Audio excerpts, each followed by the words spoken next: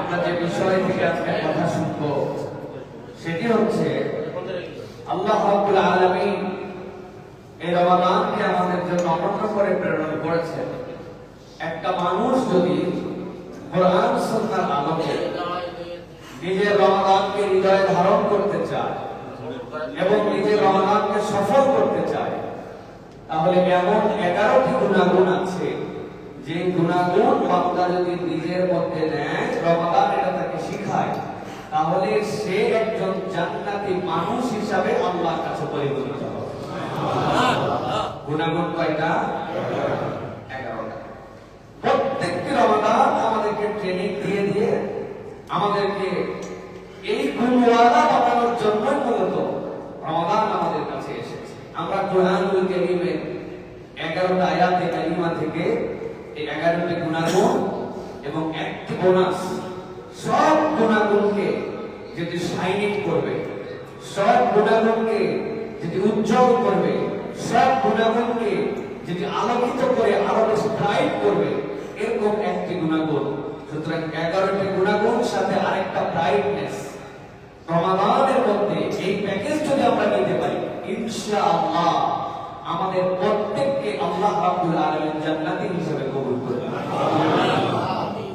আজকে আমরা সংক্ষিপ্ত সময়ে এই বিষয়গুলি শোনার জন্য চেষ্টা করব। সাথে সাথে এগুলি যদি আমাদের মধ্যে না থাকে তাহলে সেগুলি ধারণ করার জন্য চেষ্টা করব। কেননা রমাদান আমাদের কাছে এজন্য আসে নাই যে আমি কেবল না খেয়ে থাকবো, আমি কেবল পানাহার বাদ দিব, এইটুকুর জন্য রমাদান আসে নাই। রমাদান আসছে আমাকে পরিবর্তিত মানুষ বানিয়ে জান্নাতের উপযুক্ত করার জন্য।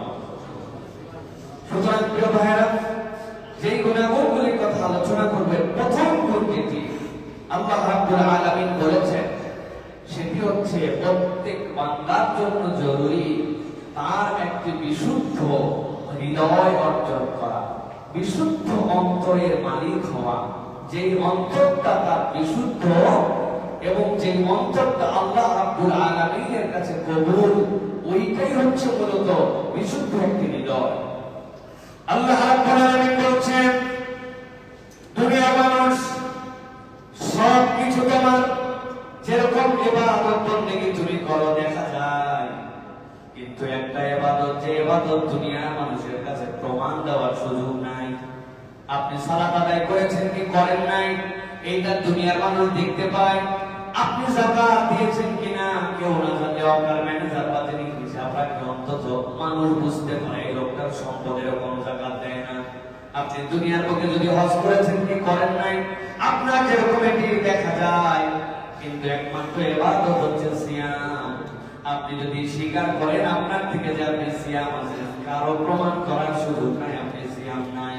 আর আপনি যদি নিজে নিজে ওইটা ভেঙে ফেলেন, দুনিয়ার মানুষের কাছে প্রমাণ নাই যে আপনি ভেঙেছেন কি ভাঙেন নাই।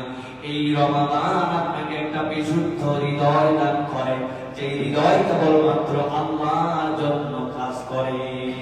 আল্লাহ বলছেন, আমি রব হিসাবে দেখতে চাই আমার বান্দা যেন বিশুদ্ধ হৃদয়ের মালিক হয়ে যায়। আল্লাহ কোরআনুল কারীমের সূরা হাসর 10 নম্বর আয়াতের মধ্যে বলছেন, ওয়াল্লাযীনা জাউ মিন বাদিহিম ইয়াকুলুনা রাব্বানা ইগফির লানা ওয়া লিইখওয়ানিনা আল্লাযীনা সাবাকুনা। আল্লাহ বলছেন, দুনিয়ার মানুষ ভালো করে বোঝো, আমি রব্বুল আলামিন তোমাদেরকে অন্তর দিলাম, আবার ওই অন্তরের মধ্যে তোমাদের দিল, অন্তরের মধ্যে যে দেশ, অন্তরের মধ্যে যে বিদ্বেষ তৈরি হয়, ওইটা যদি তোমার অন্তরে থাকে, তোমার অন্তর কিন্তু বিশুদ্ধ অন্তর হতে পারে না। আল্লাহ বলছেন, ইমানদারদের জন্য দায়িত্ব হবে যে মানুষেরা আমাদের আগে চলে গেছে, ওই মানুষের জন্য তারা আল্লাহর কাছে দোয়া করে, রব্বানা ইগফির লানা, ও আমার রব, তাকে আমি চিনি না, সে কোন দেশে বসবাস করে তাও আমি জানি না, কিন্তু আমি একটা দাবিতে তার হয়ে তোমার কাছে ফরিয়াদ দেই, যে মানুষটা ইমানের দৃষ্টিভঙ্গিতে আমার ভাই, আমি তার জন্য ফরিয়াদ দিচ্ছি। দুনিয়ার কোন প্রান্তে সে শুয়ে গেছে আমার জানা নাই, কিন্তু আমি বললাম রব্বানা ইগফির লানা ওয়া লিইখওয়ানিনা আল্লাযীনা সাবাকুনা বিল ঈমান। আমার যে ভাইটা ঈমান নিয়ে দুনিয়া থেকে চলে গেছে, আল্লাহ আল্লাহ তার ক্ষেত্রে তুমি ক্ষমাই কেবল করবে না, আমি আমার পক্ষ থেকে আরেকটা দাবি দিলাম, ওয়ালা তাজআল ফি কুলুবিনা গিল্লাল লিল্লাযিনা আমানু। ঈমানদারের ব্যাপারে, ঈমানদার ভাইয়ের ব্যাপারে আমার অন্তরের মধ্যে যেন কোনো বিদ্বেষ না থাকে, আমার অন্তরের মধ্যে যেন কোনো কিল না থাকে, আমার অন্তরটা যেন তার জন্য অশুদ্ধ চিন্তার অধিকারী না হয়। রব্বানা ইন্নাকা রাউফুর রহিম। আমার রব এটা সহজ কাজ নয়, এটা বড় কঠিন কাজ, কিন্তু আমি জানি আমার রব রউফ, আমার রব রহিম, আমার রব চাইলে আমাকে এই নিয়ামত দিতে পারেন। এই জন্য ঈমানদার মাত্র আল্লাহর বান্দা হিসাবে নিজেকে যদি আল্লাহর কাছে করতে চাই, অন্তরের মধ্যে হিংসা বিদ্বেষ, অন্তরের মধ্যে গিল রাখা যাবে না। পচা এক অন্তর নিয়ে আমি আল্লাহর সামনে হাজির হয়েছি, সিয়াম পালন করতেছি, আমি দেখাচ্ছি রব আমি তোমার জন্য না খেয়ে আসি, আমি তোমার জন্য পানাহার ত্যাগ করেছি, কিন্তু অপর মুসলমানের জন্য অন্তরের ভিতরে তার হিংসা, তার অন্তরের ভিতরে অপরের প্রতি খারাপ ধারণা, তার অন্তর ভর্তি অপরের জন্য অশুভ কামনা, অন্তর তার পবিত্র হয় নাই। আল্লাহ বলছেন ঈমানদারের জন্য তো তোমার ফরজ, তুমি আল্লাহর কাছে বলবে চিনি না আল্লাহ, সে আমার ঈমানদার ভাই, তুমি তাকে মাফ করে দাও, আর আমার সাথে তার অন্তরের যেন কোনো দূরত্ব না থাকে, এই দূরত্বটা তুমি দূর করে দাও। সুবহানাল্লাহ। এইটা হচ্ছে একটা সুগন্ধিযুক্ত অন্তর। এই অন্তরের দাম আল্লাহ বলছেন সবচেয়ে বেশি। এই অন্তর তুমি যদি গঠন করতে না পারো তাহলে তোমার কিচ্ছুই ঠিক হয় নাই। নবী করিম সাল্লাল্লাহু আলাইহি সাল্লাম বলছেন ইজা সালুহাত সালুহাল জাসাদু কুল্লু ওয়া ইজা ফাসাদাত ফাসাদাল জাসাদু কুল্লু আলা ওয়া হিয়াল কলব। উপরে পোশাক অনেক সুন্দর, চেহারাটাও এক্সিলেন্ট, 6 ফিট টল, দেখার কোনো সৌন্দর্যের অভাব নাই, কিন্তু নবী বলছেন তোমার ভিতরটা ঠিক হয় নাই, তোমার কিচ্ছু ঠিক হয় নাই। কেননা ওই কল্পটা যদি তোমার ঠিক না হয় তোমার কোনো কিছুই ঠিক হয় না। এই জন্য মানুষের জীবনে তার রিফ্লেকশনটা পড়ে অন্তর থেকে। সে অন্তরে যেরকম চিন্তা করে তার বাহ্যিকতায় রিফ্লেকশন সেটা হয়, বাহিরটা ভিতরে আসতে পারে না, কিন্তু ভিতরটা বাহিরে আসে। অতএব ঈমানদার মাত্র এই রমাদান থেকে আমাদেরকে সিদ্ধান্ত নিতে হবে, কোন মুসলমানের প্রতি, কোন ভাইয়ের প্রতি, কোন প্রতিবেশীর প্রতি, কোন আত্মীয় স্বজনের প্রতি মন ধরাধরি হয়েছে, যা হওয়ার হয়ে গেছে। আল্লাহ আমি এখন থেকে কারো জন্য অন্তরে আর কোনো হিংসা বিদ্বেষ লালন করি না।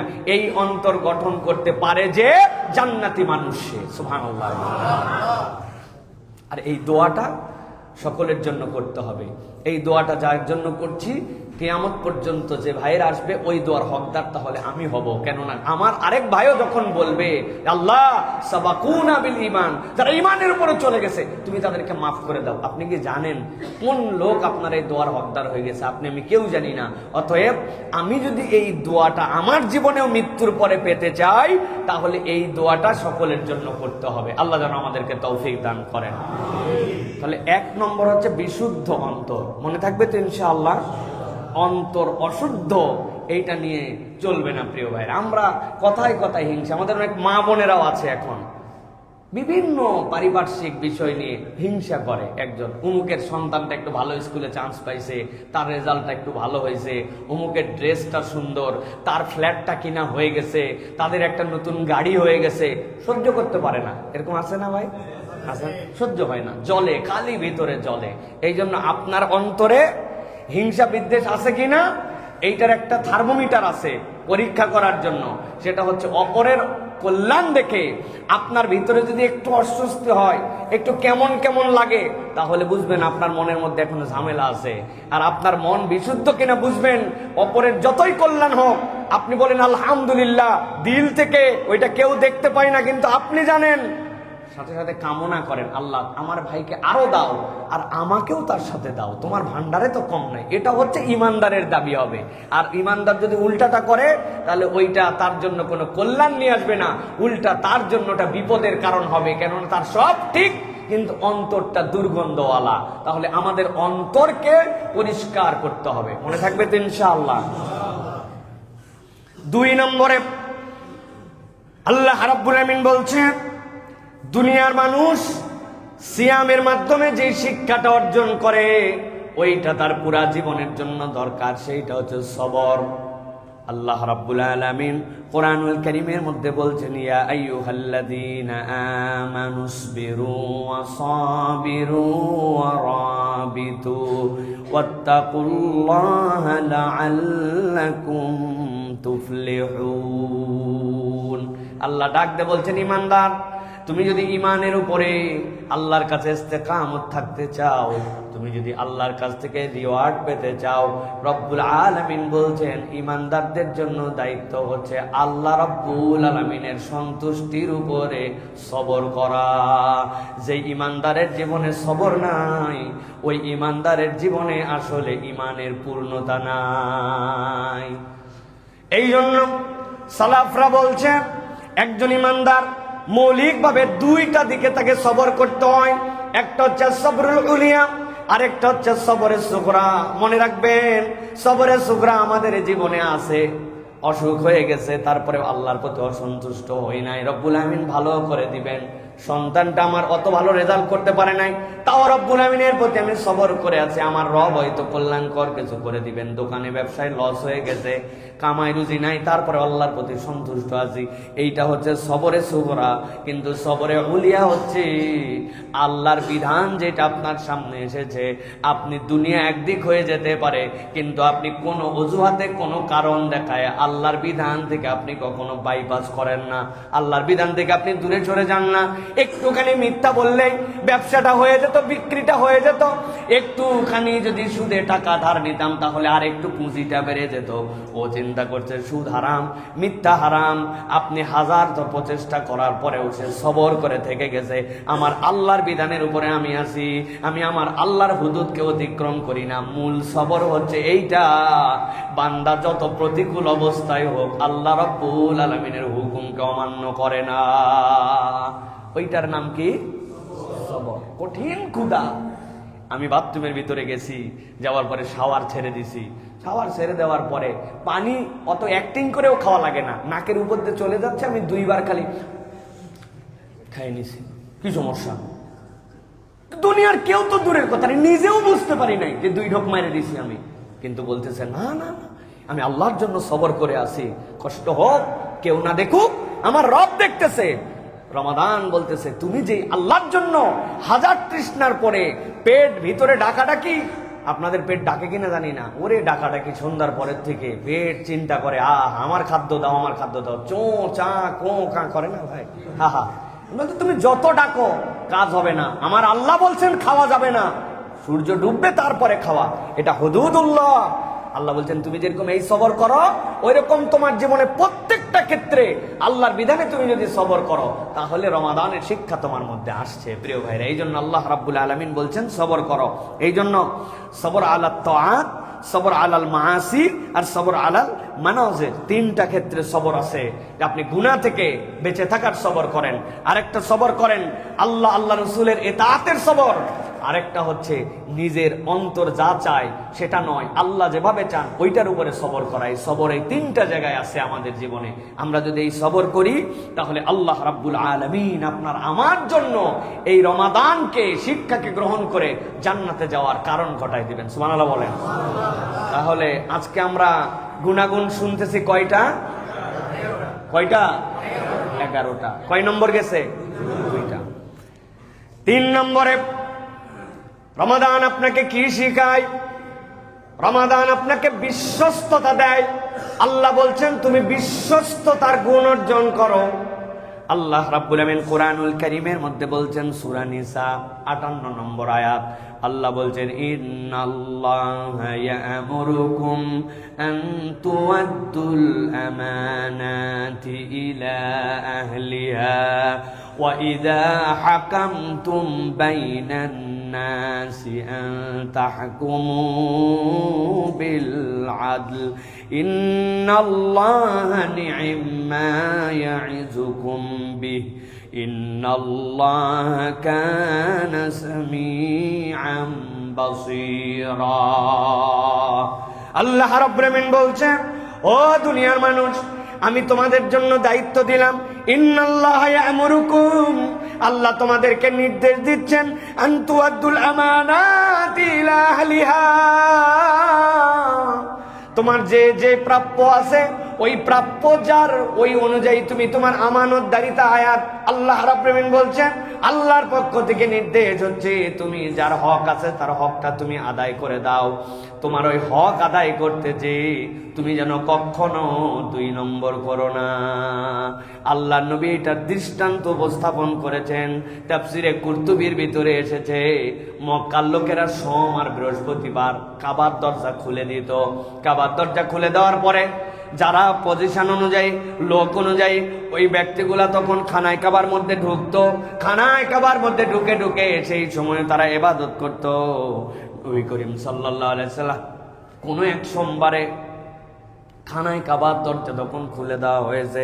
খানায় কাবার চাবির মালিক ছিল তখন উসমান বিন তালহা। নবীজি বললেন, উসমান, আমার তো হৃদয়ের মধ্যে চাই আমি একটু কাবার ভিতরে ঢুকবো। উসমান ইবনে তালহার সাথে সাথে বলল, মুহাম্মদ, খবরদার তুমি খানায় কাবার ভিতরে ঢোকা তো দূরের কথা, এরকম কোনো ইচ্ছাও পোষণ করবে না, গেট আউট। আল্লাহ নবীকে এমন ভাবে শাসায় দিছে, সাথে সাথে কিছু কটু কথাও শোনায় দিছে। আল্লাহ নবী কিচ্ছু বলেন নাই। নবী করিম সাল্লাল্লাহু আলাইহি ওয়াসাল্লাম তাকে বললেন, এমন একদিন আসবে ওসমান ইবনে তালহা, জেনে রাখো ওই চাবির মালিক আমি মুহাম্মদ হয়ে যাব। নবীজি সাল্লাল্লাহু আলাইহি ওয়াসাল্লাম মক্কা বিজয় হয়ে গেল। মক্কা বিজয় হওয়ার পরে আল্লাহ নবী সাল্লাল্লাহু আলাইহি ওয়াসাল্লামের ভয়ে তটস্থ সবাই, কিন্তু নবীজি জেনারেল ক্ষমা করে দিলেন, কেবল 11 জন ব্যক্তিকে ক্ষমার বাহিরে রাখলেন।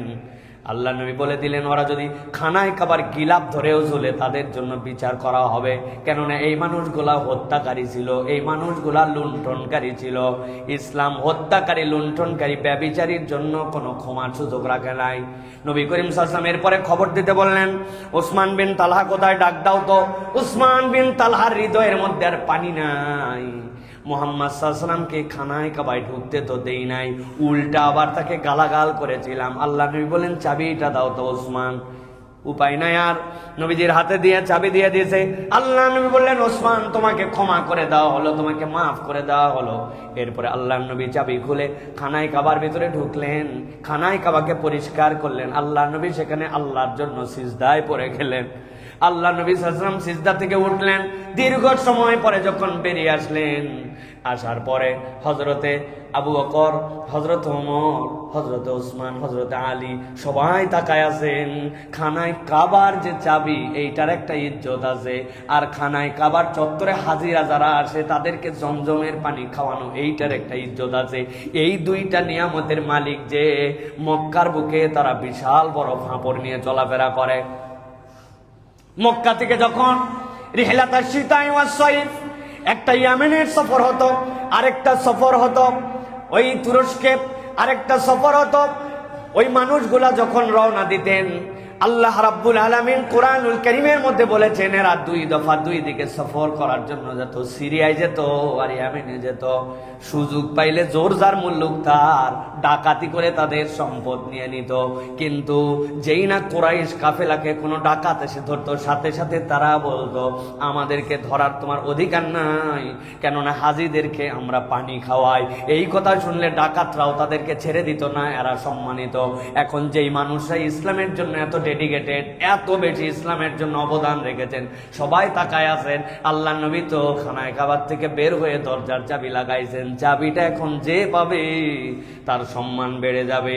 আল্লাহ নবী ডাক দিলেন, ওসমান ইবনে তালহা এবং তার বংশের লোকেরা কোথায়? তারা চিন্তা করছে খানায় কাবায় ঢোকার আগে নবীজি কিছু বলে নাই, এখন ভিতর থেকে বেরিয়ে আসছে। ওই দিন তাকে কেবল ঢুকতেই দেই না এরকম নয়, খারাপ ব্যবহার করেছিলাম, যা ইচ্ছা তাই আচরণ করেছিলাম। এখন তো আল্লাহ নবী কেবলমাত্র ওসমান বিন তালহাকে ডাকে নাই, সাথে সাথে সব তার বংশের লোককেও ডেকেছে। উপায় নাই। আজকে ফতে মক্কার পরে আল্লাহ নবীর উপরে একটা কথা বলবে এরকম কারো শক্তি নাই।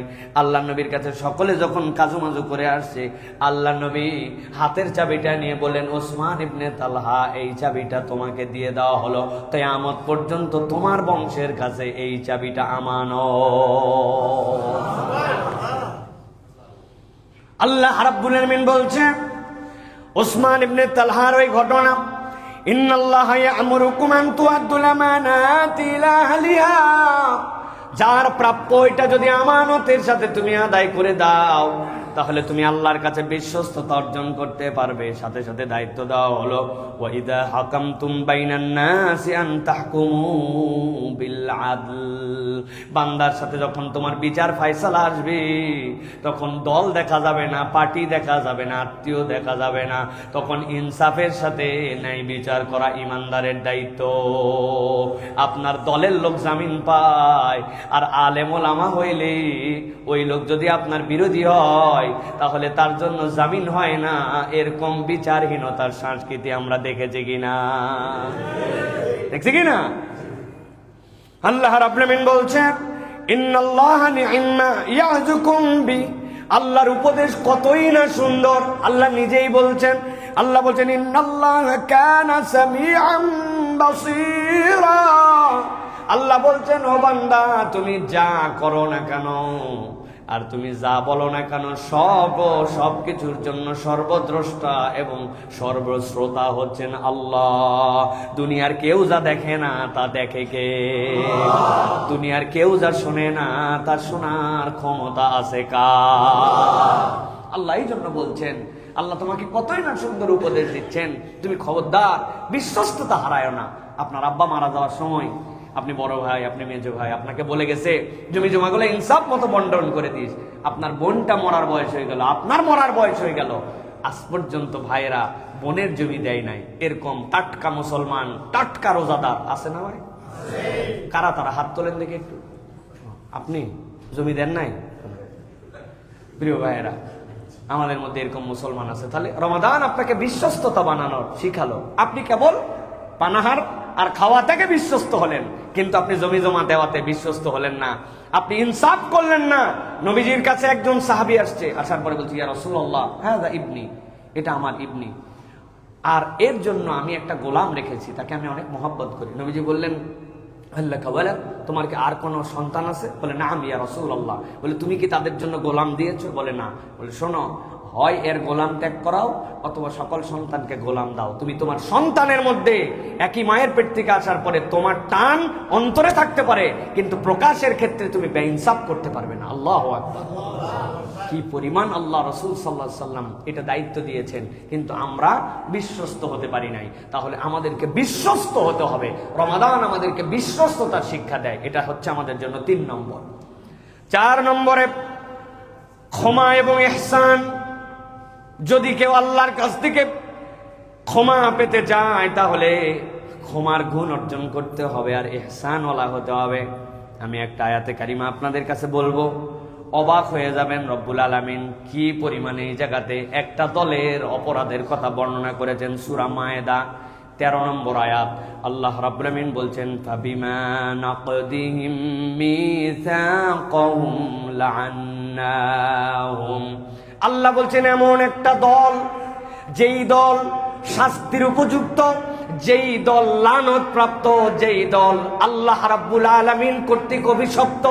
অভিশপ্তের কারণ কি ছিল? আল্লাহ বলছেন নাকদিহিম মিসাকাহুম, এই মানুষগুলা অঙ্গীকার কখনো ঠিক রাখে নাই।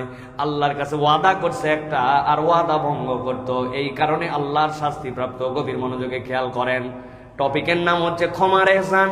কিন্তু আল্লাহ কি বলছেন খেয়াল করেন। আল্লাহ বলছেন এই মানুষেরা অঙ্গীকার রাখতো না, এই জন্য আল্লাহর পক্ষ থেকে এই মানুষগুলা সব সময় অভিশপ্ত। আল্লাহ বলছেন তাদের আরেকটা দোষ, ওয়াজআলনা কুলুবাহুম কাসিয়া। এই মানুষগুলা যখন অঙ্গীকার ভঙ্গ করেছে, ওয়াদা করে ওয়াদা রাখে নাই, তখন তাদের অন্তরগুলা শক্ত হয়ে গেছে। ওই অন্তরের মধ্যে আর কোন রকম দয়া নাই, ওই অন্তর আল্লাহর দিকে বিনয়ী হয় না। এটা তাদের 2 নম্বর অপরাধ। আল্লাহ বলছেন 3 নম্বর অপরাধটা আরো সাংঘাতিক। ইউহারিফুনাল কালিমা আম্মা মাওয়াদি'i, ওই ব্যক্তিরা আল্লাহর কথাগুলাকে ইচ্ছা মতো পরিবর্তন করে দিত। নিজেদের স্বার্থে যা দরকার ওইটা রাখতো, আর নিজেদের স্বার্থে যেটা দরকার নয় আল্লাহর কথাকে পর্যন্ত তারা বিকৃত করতে একটুকু তাদের হাত পা কাঁপতো না, একটু তাদের মনের মধ্যে কোনো রকম কষ্ট হতো না। আল্লাহ রাব্বুল আলামিন বলছেন, ওয়ালা তাযালু তাত্তালিউ আলা খায়িনাতিন মিনহুম ইল্লা কলিলা। আল্লাহ বলছেন, আর এই মানুষগুলা, আরেকটা দোষ তাদের মধ্যে ছিল, এই মানুষগুলা আল্লাহ রাব্বুল আলামিনের হুকুম আহকাম থেকে অল্প সংখ্যক ছাড়া তারা পৃষ্ঠ প্রদর্শন করতে একটুকু তাদের কাছে কোনো রকম আল্লাহ রাব্বুল আলামিনের জন্য ভয় হতো না। আল্লাহ বলছেন, এই মানুষ, যেই মানুষেরা অভিসম্পাদপ্রাপ্ত অঙ্গীকার থেকে দূরে থাকে, যেই মানুষদের অন্তরগুলা শক্ত হয়ে গেছে, আল্লাহর কথাগুলাকে বিকৃত করে, যেই মানুষগুলা আল্লাহর বাণীকে পৃষ্ঠ প্রদর্শন করে, অল্প সংখ্যক বাদে বুঝার পরেও তারা সেখান থেকে সরে আসে। আল্লাহ বলছেন, এত অপরাধ থাকার পরেও নবী আপনাকে দায়িত্ব দেওয়া হলো ফাআফু আনহুম ওয়াসফাহ। এক নম্বর দায়িত্ব, আপনি তাদেরকে ক্ষমা করে দেন, আর আপনি তাদেরকে এড়িয়ে চলেন, পাশ কাটিয়ে চলেন। এই মানুষগুলার সাথে সম্পর্ক রাখবেন না, ঘনিষ্ঠতা থাকবে না, কিন্তু এই মানুষগুলাকে আপনি পারলে ক্ষমা করে দেন। একবার চিন্তা করে দেখেন এই মানুষগুলার অপরাধ আল্লাহর সাথে কত। আল্লাহ বলছেন তারপরেও আপনি তাদেরকে ক্ষমা করে দেন। আল্লাহ রাব্বুল আমিন বলছেন, ইন্নাল্লাহা ইউহিব্বুল মুহসিনিন, নিশ্চয় রব তাকে পছন্দ করেন যেই ব্যক্তিরা ইহসানওয়ালা। অতএব আল্লাহর কাছে যদি আমি ক্ষমা পেতে চাই, তাহলে মানুষকে ক্ষমা করা, ভুলকে ক্ষমা করা, এটা হচ্ছে ইমানদারের অন্যতম ভূষণ হবে। এখনকার সমাজে আমরা খুব টাইট হয়ে গেছি, ভুল করছে তার একটা পানিশমেন্ট লাগবে, ভুলই, এটাকে আমরা কখনো আর নিজের মনে করে, আপন মনে করে এটা আমরা ক্ষমা করতে পারি না। অথচ আল্লাহর কাছে বান্দা যদি ক্ষমা পেতে চায়, তাহলে বান্দাকে ক্ষমা করতে জানতে হবে।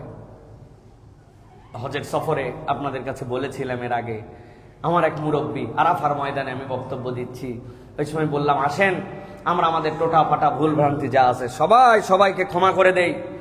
এক মুরব্বী বলতেছে, বাবাজি সব ক্ষমা করতে পারলো, আমি একটা লোককে ক্ষমা করতে পারবো না। এই লোক আমার এমন একটা কথার কষ্ট দিছে, কলিজাটা মনে হচ্ছে ফুটা হয়ে গেছে আমার, এই ক্ষমা আমি করতে পারবো না।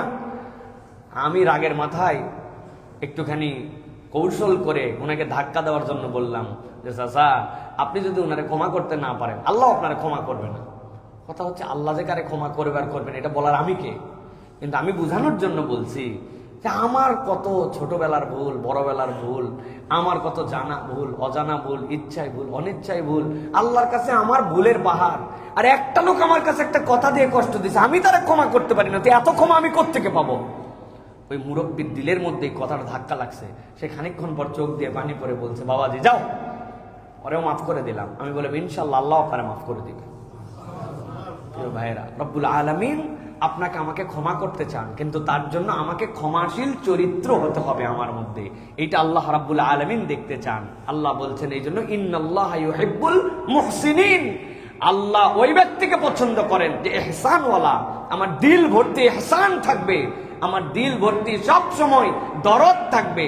আল্লাহ বলছেন এই দরদি দিল, ক্ষমাকারী দিল, এই ব্যক্তিকে আল্লাহ রাব্বুল আলামিন মাফ করে দেন। সুবহানাল্লাহ ওয়া বিহামদিহি।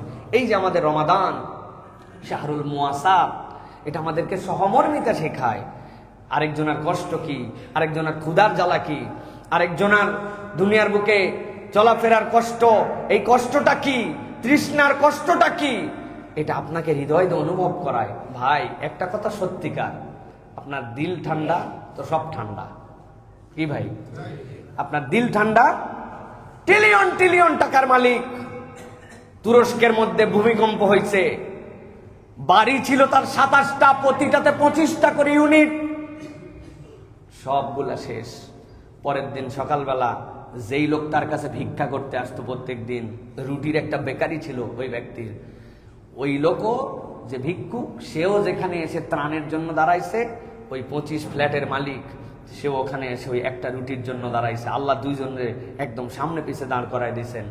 বলে বোঝানোর উদ্দেশ্য হচ্ছে যে পেট হচ্ছে আসল ভাই। ওই লোক যদি মনে করতো আমার তো অনেক টাকা ছিল, যা গেছে গেছে, অথবা আমার না খেলেও চলে, চলবে না।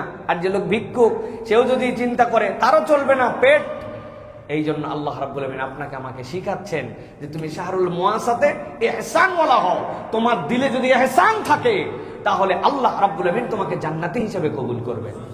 আপনার কাছে রমাদান পার হয়ে গেল, আপনি ক্ষমাও করতে শিখলেন না, আপনি ইহসানওয়ালা হইলেন না। আল্লাহ তো দোয়াই শিখাইছেন যে হে বান্দা তুমি আমার কাছে দোয়া করো, আল্লাহুম্মা ইন্নাকা আফুউন তুহিব্বুল আফওয়া ফাআফু আন্নি। আল্লাহ আমার অপরাধের শেষ নাই, তুমি আমাকে ক্ষমা করো। আর জানি আল্লাহ তুমি না ক্ষমা করা পছন্দ করো। আল্লাহ অতএব আমাকে তুমি মাফ করে দাও। যে রব ক্ষমা করা পছন্দ করে তার কাছে আমি মাফ চাচ্ছি, আর আমি কাউকে ক্ষমা করি না। তাহলে কেমনে হইলো ভাই? এই জন্য আমাদেরকে ক্ষমার গুণ অর্জন করতে হবে। আল্লাহ যেন আমাদেরকে তৌফিক দান করেন। 5 নম্বরে বিনয়। 5 নম্বর কি?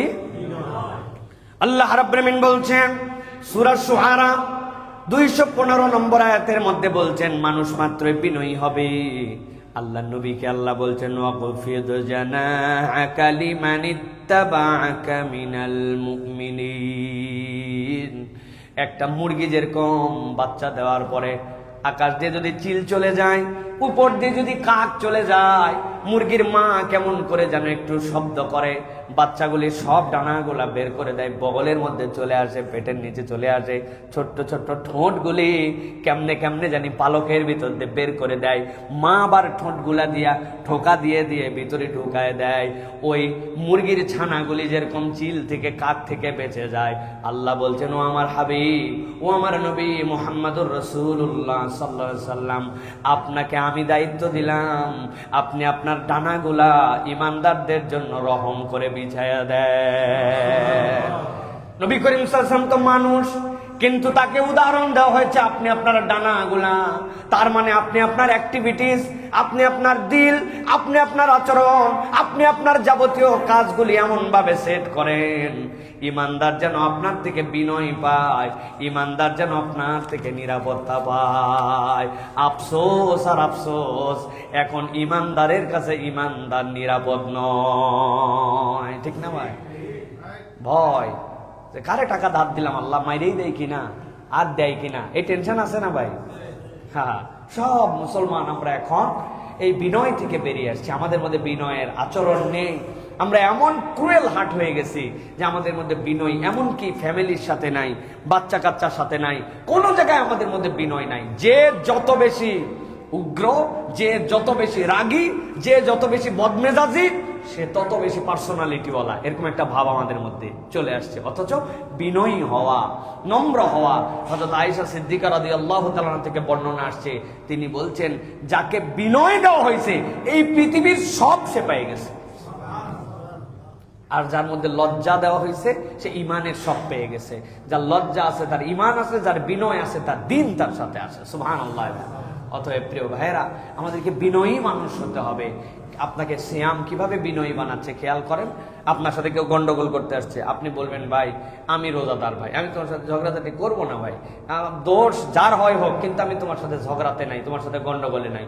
এই প্র্যাকটিস না সিয়াম আপনাকে শিখিয়েছে। কিন্তু আমরা তো রোজাটাকে এখন ক্ষুধা পেটে আর এদিকে মাথা গরম, আরো ডবল গরম আমাদের মধ্যে। না ভাই, আগে কিল দিত না, এখন কিল দেওয়ার জন্য উঠে যায়। ওরে বাবারে বাবারে, এত গরম আমাদের মধ্যে। অতএব আপনাকে ট্রেনিং দিচ্ছে যে আপনি সবচেয়ে, সেনাবাহিনীর মধ্যে বলা হয় হার্ড ট্রেনিং সহজ যুদ্ধ।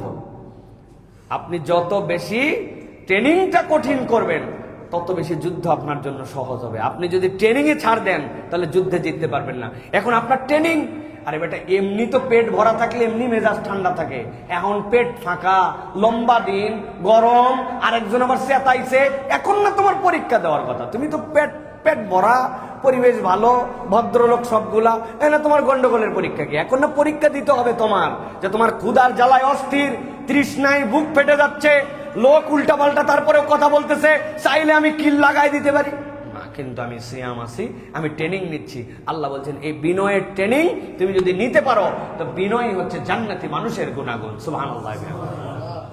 6 নম্বরে আল্লাহ রাব্বুল আমিন বলছে সূরা ইব্রাহিমের 7 নম্বর আয়াতের মধ্যে, দুনিয়ার মানুষ তুমি যদি রব্বুল আলামিনের কাছে আল্লাহর কাছে তুমি যদি গ্রহণযোগ্য হতে চাও, রব্বুল আলামিনের কাছে প্রিয় পাত্র হতে চাও, আল্লাহ বলছেন তাহলে তোমাকে শুকরগুজার বান্দা হতে হবে। যার জীবনে শুকরিয়া নাই তার জীবনে আসলে রবের কাছে উপস্থাপন করার মতো কিছুই নাই। আল্লাহ কোরআনে বলছেন, وَإِسْتَأْذَنَ رَبُّكُمْ لَئِنْ شَكَرْتُمْ لَأَزِيدَنَّكُمْ وَلَئِنْ كَفَرْتُمْ إِنَّ عَذَابِي لَشَدِيدٌ। শতবার আপনাদের কাছে বলেছি, আল্লাহ রাব্বুল আলামিন এই আয়াতে কারিমা উম্মতে মুহাম্মাদির জন্য দেন নাই। এই আয়াতে কারিমা ছিল মূসা আলাইহিস সালামের কওমের জন্য, যেই কম 1 বছর 2 বছর নয়, হাজার হাজার লাখ লাখ তাদের পুরুষ সন্তানকে মেরে ফেলা হয়েছে। তাদের নারীগুলাকে তারা দাসী বানিয়ে রেখেছে। তাদের কোনো সামাজিক মর্যাদা ছিল না, তাদের কোনো সম্মান ছিল না। ওই মানুষগুলাকে আল্লাহ রাব্বুল আলামিন নিজ কুদরতে ফেরাউনের কবল থেকে মুক্ত করলেন। আল্লাহ রাব্বুল আমিনের কুদরত দেখায়া তাদেরকে সমুদ্র পার করে দিলেন। একটা রাস্তা দিয়ে নয়, 12টা রাস্তা দিয়ে পার হয়ে গেল। ওই পারে উঠে গেল। উঠে যাওয়ার পরে পিছনে তাকায় বলতেছে, মুসা পার তো হয়ে গেলাম, কিন্তু রাস্তা তো আর নষ্ট হয় নাই। ওই রাস্তাতে তো ফেরাউনও আসতেছে, কেমনে পার করায় কি লাভ হলো বলো তো? এত বেশি এরা উদ্যত, এত বেশি কাফেল। আল্লাহ ওইটার মধ্যে ফেরাউনকে চুবায় মেরে ফেললেন। এরপরে মূসা আলাইহিস সালামকে বলতে বললেন, বলো বলো তোমার কওমকে যে তোমরা যদি এখন আল্লাহর কৃতজ্ঞ হও, আল্লাহ নিয়ামত বাড়ায় দিবেন। আর যদি আল্লাহর অকৃতজ্ঞ হও, জেনে রাখো আল্লাহর আযাব বড় কঠিন। ওই যে মূসা আলাইহিস সালামকে পার করা হলো, এরপরে মূসা আলাইহিস সালাম বলেন, চলো এখন সবাই মিলে আমরা বাইতুল মুকাদ্দাস এইটাকে উদ্ধার করে এরপরে আমরা ক্ষান্ত হব। যেই রব আমাদেরকে এত বড় মুক্তি দিলেন, ফেরাউনের 8 লক্ষ লোককে সমুদ্রের তলায় চুবায় মেরে ফেললেন, সাথে সাথে তারা বলতে শুরু করলো, আমাদের হাতে এত সময় নাই, কেবল আমরা একটু আরাম পাইছি, তুমি আর তোমার আল্লাহ যায় যুদ্ধ করো, আমাদের যুদ্ধে যাওয়ার সময় নাই। নাউজুবিল্লাহ। আল্লাহ মরুভূমির মধ্যে তাদেরকে ফালালেন। ফালাই এমন একটা সার্কেলের মধ্যে ঢুকাই দিলেন, 40 বছর এক জায়গায় খালি ঘুরছে আর ঘুরছে, ঘুরছে আর ঘুরছে, বের হতে আল্লাহ দেন নাই। ওই 40 বছর একটা প্রজন্মকে আল্লাহ ধ্বংস করে দিয়া তাদের উত্তরাধিকার যারা, তাদেরকে বিশুদ্ধ রূপে তৈরি করে তারপরে আল্লাহ রাব্বুল আমিন বাইতুল মুকাদ্দাসকে বিজয় করেছেন। কিন্তু ওদের এই অকৃতজ্ঞতার কারণে আল্লাহ ছোট্ট একটু জায়গার মধ্যে 40 বছর তাদেরকে ঘুরাইছেন। আল্লাহ বলছেন, ওই রব তোমাদেরকে বলছেন, লা ইন শাকারতুম লাযিদান্নাকুম ওয়া লা ইন কাফারতুম ইন্না আযাবি লাশাদীদ। আমি আল্লাহ দায়িত্ব দিলাম, তুমি আল্লাহর প্রতি কৃতজ্ঞ হও। আল্লাহর কৃতজ্ঞ হলে নিয়ামত বেড়ে যাবে, আর আল্লাহর অকৃতজ্ঞ হলে আযাব আসবে। অতএব আল্লাহর কৃতজ্ঞ বান্দা হওয়া। রব্বুল আলামিন, আপনি আমাকে যে নিয়ামত দিয়েছেন, ওই নিয়ামতের প্রতি আমি সন্তুষ্ট, আমি আপনার প্রতি সন্তুষ্ট। ওই নিয়ামতে সন্তুষ্ট কোনটা? রব, আপনি আমাকে ঈমান দিয়েছেন, আপনি আমাকে ঈমানের মালিক বানিয়েছেন। অনেক কিছু না থাকতে পারে, কিন্তু পৃথিবীর সব মানুষ থেকে আমি আলাদা। আমাকে আপনি ঈমানের দর্শন দিয়ে আপনি আমাকে জান্নাতের পথে নিয়েছেন। আমার বাড়ির ধারে 3 প্রজন্ম অন্য ধর্মাবলম্বী লোক আছে, তার দাদাও ছিল অন্য ধর্মাবলম্বী, বাপ ও তার সন্তানও, আর তার সাথে একই ওয়াল। আল্লাহ, আপনি আমাকে মায়ের পেটের থেকে ঈমানের নিয়ামত দান করেছেন, এর থেকে বড় দয়া আমার জন্য কি হতে পারে? আপনার বাজারে এরকম লোক আছে না? 4 প্রজন্ম ব্যবসা করে অমুসলমান আছে না? আপনি কেনাকাটা করেন তাদের দোকান থেকে, এরকম লোক আছে না? আপনি চুল কাটান, এরকম লোক আছে না? 5 প্রজন্ম। তা আপনি আপনার আমার কি এমন যোগ্যতা, কি এমন আল্লাহর জন্য আমরা করে ফেলছি যে আল্লাহ আমাকে অটোমেটিক দৌলতে ঈমান দিলেন, আর ওই বেটা ঈমান পাইলো না। আল্লাহু আকবার। আল্লাহ বলছেন, তুমি যদি কৃতজ্ঞ হও, আমি রব এই নিয়ামত বাড়াই দিব। আর যদি কৃতজ্ঞ না হও, খালি আল্লাহর তালাশির মধ্যে আছে, আল্লাহ খালি দিল না, দিল না, পাইলাম না, পাইলাম না, মানে আল্লাহরে শুধু ব্লেম করার উপর আমি আছি না ভাই? আল্লাহকে শুধু ব্লেম করার উপরে আছে। আপনি এই জন্য খুঁজে খুঁজে আল্লাহর নিয়ামতের কৃতজ্ঞতা আদায় করেন। আল্লাহ রাব্বুল আলামিন বলছেন, আমি তোমাকে কেমনে বাড়াতে হয় আমি তোমাকে বাড়াই দেবো। সুবহানাল্লাহ। রমাদানে চুপ করে থাকবেন, এটা একটা আমল। রমাদানের এই আমল আমাদের নাই। রমাদানে একটা মুরাকাবা থাকবে আপনার, দিন রাত মিলায়া 20 মিনিট, কারোর সাথে কোনো কথা নাই, দুনিয়াবি কোনো কিছু নাই, মোবাইল থেকে ডিস্ট্রাস্ট, সবকিছু থেকে নিরিবিলি আপনি আল্লাহর কাছে চুপ করে ভাবতেছেন আর আল্লাহর কাছে কৃতজ্ঞ হচ্ছেন যে আপনি আল্লাহ তুমি যে আমাকে কত দয়া দিছো, কি আমি হতভাগা যে আমি এটা চিন্তার মধ্যেও আনতে পারি না। আল্লাহ তুমি আমাকে একটু স্মরণ করায় দাও তো আল্লাহ, যে আমার প্রতি কত দয়া। আল্লাহু আকবার। বাজার করলে আমি মুখ দিয়ে খাই, কিন্তু আমার অক্সিজেন তো আমার কিনে খাওয়া লাগে না। আল্লাহ আমার যদি অক্সিজেন কিনে খাওয়া লাগতো তাহলে তো আমি শেষ হয়ে যেতাম। আল্লাহ আমার গাড়িতে প্রত্যেক সপ্তাহে মোবাইল দেওয়া লাগে, কিন্তু তুমি এই যে আমার ঘাড় অনবরত নড়াচ্ছি, আমার মুখগুলো অনবরত এই যে কথা বলতেছি, দাঁতের এটা নড়ে যাচ্ছে, কে এই জায়গায় মোবাইল দিয়ে দিল, কে এই জায়গায় গিরিজ দিয়ে দিল? আমার চোখের পাতা যদি শুকিয়ে যেত তাহলে তো আল্লাহ একবার দুইবার ফেললে আমার চোখের উপর আঁচড় পড়ে আমার চোখ অন্ধ হয়ে যেত। আল্লাহ এই চোখের মধ্যে অনবরত কে এই লিকুইডটা দিয়ে দিচ্ছে। আলহামদুলিল্লাহ আল্লাহ, আমি তোর কৃতজ্ঞতা আদায় করতে পারি নাই আল্লাহ প্রপারলি। আল্লাহ তোমার প্রতি আমার কৃতজ্ঞতা। আপনি 20 মিনিট এরকম নিরিবিলি, রমাদানের এটা অন্যতম আমল। হাজার আমল করি আমরা, দোয়া করি আমরা, অনেক কিছু করি আমরা, কিন্তু আল্লাহর জন্য ব্যক্তিগতভাবে চুপ করে থেকে, নীরব হয়ে, মুখ বন্ধ করে আল্লাহর জন্য একটু একাকিত্ব সময় কাটানো, এটা আমাদের জীবন থেকে হারায় গেছে। ঠিক না ভাই?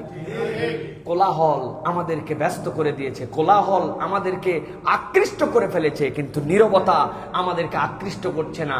বান্দার জীবনে একটা নীরবতার সময় দরকার। বান্দা চুপ করে থাকবে, একাকী হয়ে যাবে, কিচ্ছু করতে হবে না, চুপ করে আসেন আপনি, একদম চুপ, কথাও বলি না, কিচ্ছু না, নীরব, আমি আল্লাহর জন্য নীরব, কোনো তসবিহ তাহলিল না, এমনকি আল্লাহর হামদও করতেছেন না, কিন্তু আপনি চুপ আছেন। এটা আপনার পার্সোনাল টাইম। বড় বড় নিঃশ্বাস নেন, লা ইলাহা ইল্লাল্লাহ বলে বলে আপনি বড় বড় নিঃশ্বাস নিয়ে, বুক ভর্তি নিঃশ্বাস, আস্তে আস্তে করে নিঃশ্বাসটুকু ছাড়েন, আর আল্লাহ রাব্বুল আলামিনকে স্মরণ করেন। সুবহানাল্লাহ গুলা একবার নখে হাত দিছেন, এক সুবহানাল্লাহর মধ্যে কত কি আছে, আপনি সুবহানাল্লাহ সুবহানাল্লাহ সুবহানাল্লাহ এত জোরে যান কেমনে? আপনি একদিন 33 বার সুবহানাল্লাহ পড়তে 33 মিনিট লাগবে। আল্লাহ আমি সুবহানাল্লাহ বলতেছি তোমার জন্য, তুমি পবিত্র, তুমি এমন রব যাকে দেখার জন্য আমার বড় আকর্ষণ। সুবহানাল্লাহ, আসমানটা কিভাবে সৃষ্টি হলো? আমার 10 ফিট বাই 10 ফিট ঘরে 4টা খুঁটি, আসমানে কোনো খুঁটি নাই। সুবহানাল্লাহ সুবহানাল্লাহ। আল্লাহ রে, আমার অল্প একটু পানি টেনে নিয়ে ট্যাঙ্কির মধ্যে উঠানো লাগে, আমি না পানি উঠালাম, উপরে কত ময়লা পানি, কেমনে ফিল্টার হয়ে আবার নিচে পানিটা চলে গেল। সুবহানাল্লাহ। আল্লাহ তুমি আমার সন্তানটাকে আমার জন্য দান করেছো। পৃথিবীতে কত নিঃসন্তান দম্পতি আছে, কত প্রতিবন্ধী আছে, কিন্তু তুমি আমার সন্তানটাকে সুন্দর রেখেছো। সুবহানাল্লাহ। আপনি ভেবে ভেবে 33টা আল্লাহর এরকম গুনাগুন দিয়ে সুবহানাল্লাহ বলেন, আলহামদুলিল্লাহ বলেন, আল্লাহু আকবার ভেবে ভেবে বলেন। আপনি 100টা এরকম ওজিফা 20 মিনিট ভেবে বলেন, দেখেন আপনার হৃদয়টা ভরে যাবে, আল্লাহ আপনাকে নিয়ামত দিয়ে ভাষায় দিবে। সুবহানাল্লাহ। রমজানে বহু আমল করলাম, নীরবতার আমল আমাদের নাই। অতএব এই নীরবতা, আল্লাহর জন্য চুপ করে যাওয়া, ভেবে ভেবে আল্লাহর জন্য একটুখানি মনে মনে আল্লাহকে কৃতজ্ঞতা জানানো, এটা হচ্ছে আল্লাহর পক্ষ থেকে আপনার আমার নিয়ামত প্রাপ্তির অন্যতম একটা অনুষঙ্গ হবে। আল্লাহ আমাদেরকে তৌফিক দান করেন। বাসায় সবাই ঘুমায় গেছে, চুপ করে উঠে যাবেন। উঠে গেলাম, উঠে যাই একাই। অনেক লোকের সামনে অনেক কিছু হয় না ভাই, কেউ জেনে ফেললে আমল করে মজা পাওয়া যায় না। সবাই ঘুমাই গেছে, উঠে গেছে, আপনি টার্গেটে আছেন যে আজকে সবাই ঘুমাইছে, 20 মিনিট কেউ জানবে না। চুপ করে একটু ড্রয়িং রুমের ফাঁকে, চুপ করে একটুখানি টেবিলের ফাঁকে যাই একটুখানি 2 রাকাত সালাত আদায় করে বসে গেছেন। বসে একটু দেখবেন দিল দিয়ে, 1 দিন 2 দিন প্র্যাকটিস করেন, দিলের মধ্যে একটা তৃপ্তি পাবেন যে আমি আল্লাহর কৃতজ্ঞ বান্দা হতে চাই। আল্লাহ আমি তো জানি না কেমনে তোমার কৃতজ্ঞ হতে হয়, আল্লাহ তুমি সেটাও আমার অন্তরের মধ্যে দিয়ে দাও রব্বুল আলামিন। আপনি যদি এইরকম করে আল্লাহর হামদ করেন, ইনশাআল্লাহ আল্লাহ রাব্বুল আলামিন আপনার আমার নিয়ামত বাড়ায় দিবেন। বলেন আল্লাহুম্মা আমিন। তাহলে আল্লাহর শুকর মনে থাকবে এটা ইনশাআল্লাহ। 7 নম্বরে ভয়। সিয়াম আপনাকে ভয় শিখায়। বান্দাকে আল্লাহ ভয় করতে বলেছেন। আল্লাহ বলছেন, লা তুকাতিলুনা কওমান নাকাসু আইমানাহুম ওয়া হাম্মু বিইখরাজির রাসূলি ওয়া হুম বাদাউকুম আউওয়ালা মাররা। আল্লাহ বলছেন, কি হলো তোমাদের, যেই মানুষেরা প্রতিশ্রুতি ভঙ্গ করে তাদের সাথে তোমরা যুদ্ধ করবে। প্রতিশ্রুতি যদি কেউ ভঙ্গ করে, তোমাদের সাথে যে চুক্তি ছিল, চুক্তি যদি ভঙ্গ করে, তখন ইমানদার তাদের সাথে আল্লাহর হয়ে যুদ্ধ করবে। আল্লাহ বলছেন, ওয়া হাম্মু বিইখরাজির রাসূল, কত দুঃসাহস তাদের, তারা আমার রাসূলকে এই কাবা থেকে বের করে দিয়েছে। ওয়া হুম বাদাউকুম আউওয়ালা মাররা, উস্কানিদাতা তারাই ছিল, মুসলমান কখনো উস্কানিদাতা হতে পারে না। আল্লাহ রাব্বুল আলামিন বলছেন, আতাখশাউনাহুম ফাল্লাহু আহাক্কু আন তাখশাউহু ইন কুনতুম মুমিনিন। দুনিয়ার কাউকে ভয় করার দরকার নাই। আল্লাহ বলছেন ভয় করার দিক দিয়ে তোমার রবই সবচেয়ে বড় হকদার, ঠিক কি না? তাহলে আমার প্রকৃত ভয় কার জন্য হবে? আল্লাহর জন্য। প্রকৃত ভয় কার জন্য? প্রকৃত ভয় হবে সিসি ক্যামেরার জন্য, ঠিক না ভাই? দুদকের জন্য। হ্যাঁ প্রিয় ভাইরা, এগুলো তো সব আমরা দেখে ফেলেছি। সিসি ক্যামেরার ভয় আমাদেরকে কি দিতে পারে, দুদকের ভয় আমাদেরকে কি দিতে পারে। দেশকে ফকির বানায় দেওয়ার জন্য যা করা লাগে সব করতে পারে, অথচ সব আইন কানুনি ছিল। প্রিয় ভাইরা, এই জন্য আমরা বলবো আল্লাহ রাব্বুল আলামিনকে ভয় করা, এটা কে শিখায়? রমাদান শিখায়। কে শিখায়? রমাদান শিখায়। এই জন্য আমরা আল্লাহকে ভয় করে পানি খায় না, আল্লাহকে ভয় করে আলহামদুলিল্লাহ পানাহার করে না, কিন্তু টেবিলের নিচ দিয়ে ঘুষ খায়।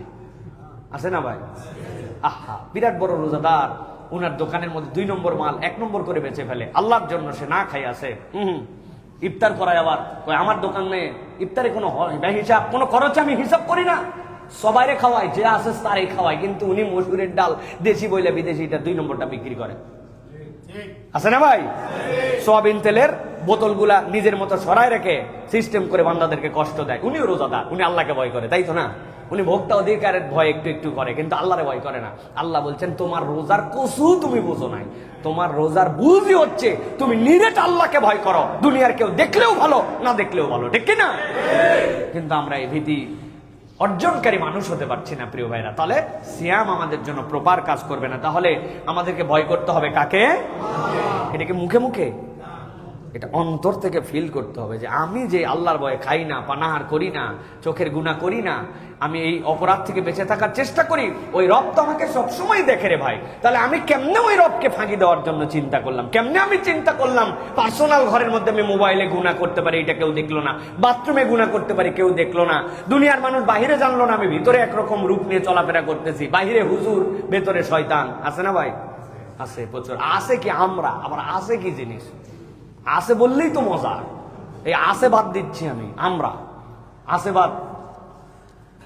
8 নম্বরে ন্যায় নিষ্ঠা।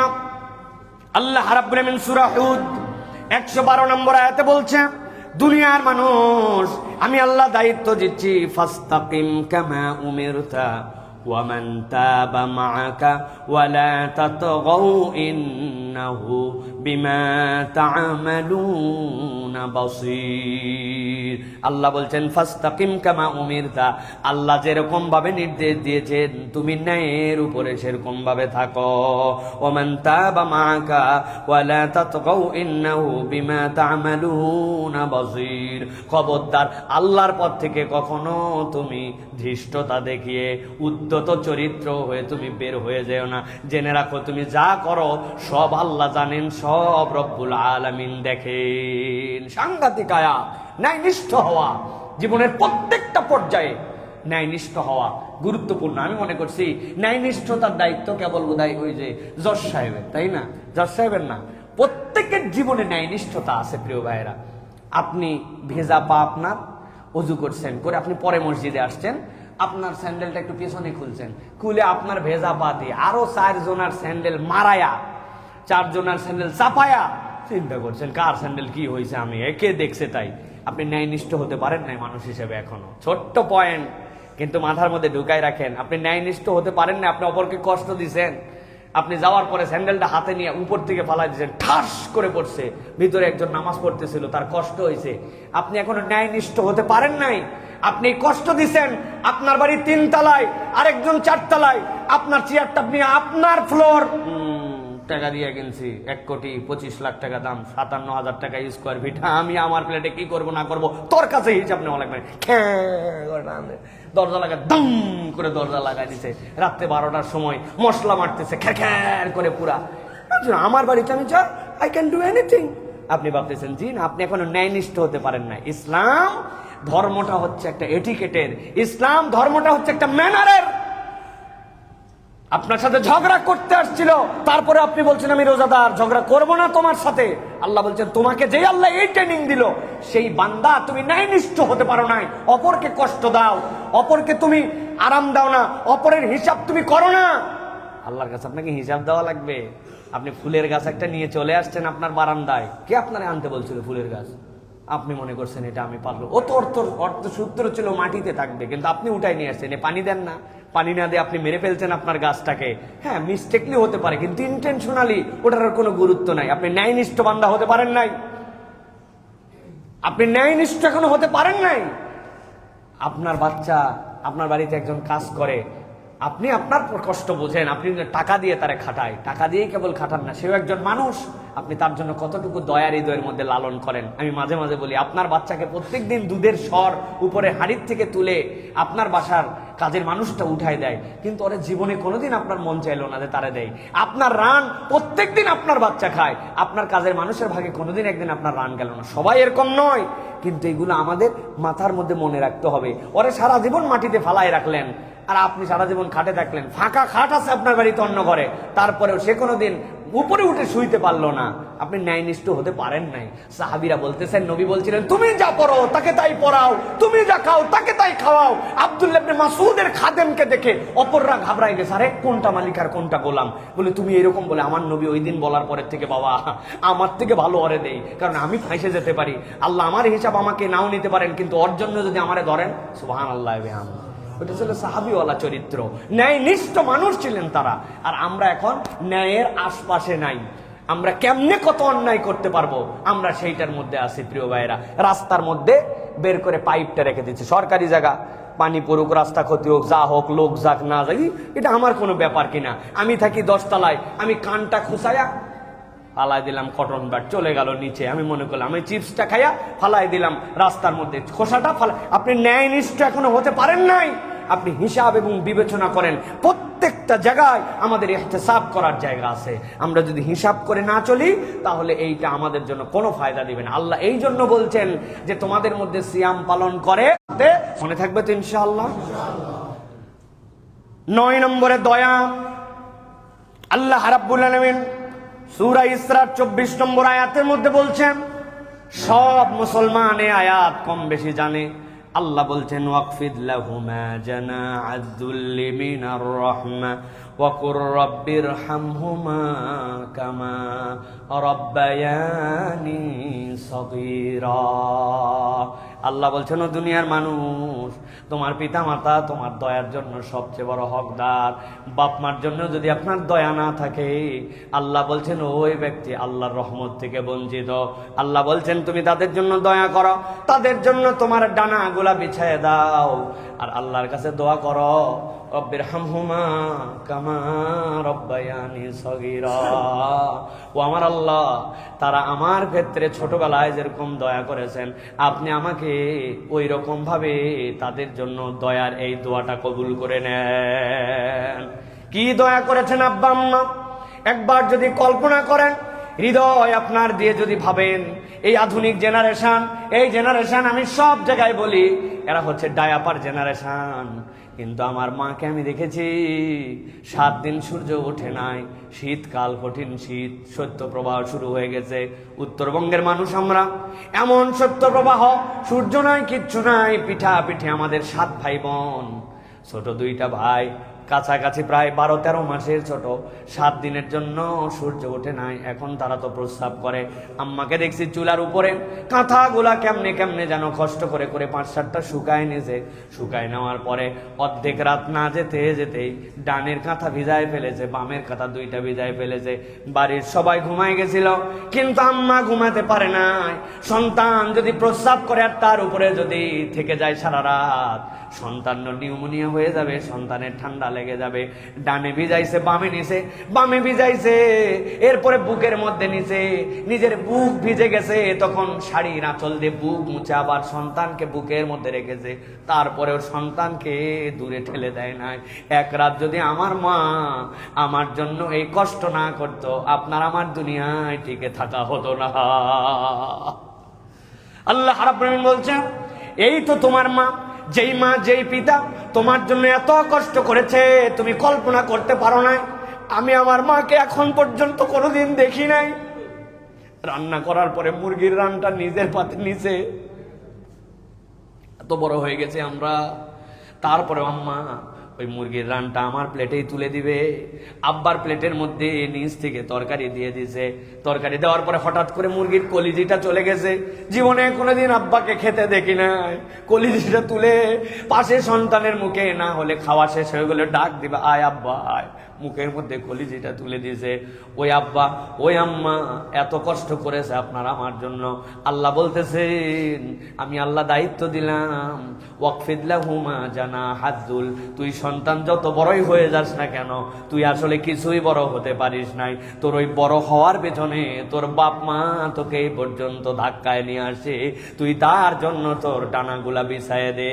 আর আল্লাহর কাছে দোয়া কর, আয় রব, আমি তো কিছুই করতে পারি না, কিন্তু তারা আমার জন্য যেরকম দয়া করেছে, তুমি আল্লাহ রাব্বুল আলামিন আমার আব্বা আম্মার জন্য সেরকম দয়া করো।